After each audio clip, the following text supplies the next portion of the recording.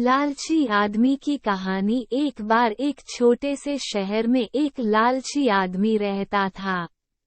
वह बहुत ही धनी था, लेकिन इसके बावजूद भी उसकी लालच का कोई अंत नहीं था। उसे सोना और कीमती वस्तुएं काफी प्रिय थीं।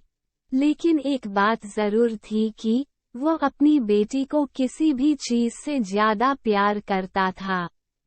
एक दिन उसे एक परी दिखाई दी। जब वो उसके पास आया तो उसने देखा कि पेड़ की कुछ शाखाओं में परी के बाल फंस गए थे।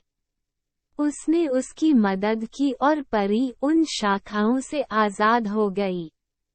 लेकिन जैसे जैसे उसका लालच हावी हुआ, उसने महसूस किया कि उसके इस मदद के बदले में एक इच्छा मानकर, उसकी मदद करके, वो आसानी से अमीर बन सकता है।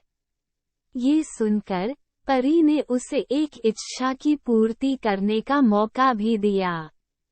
ऐसे में उस लालची आदमी ने कहा कि जो कुछ मैं छूऊं वह सब सोना हो जाए। बदले में ये इच्छा को भी उस परी ने पूरी कर दी थी।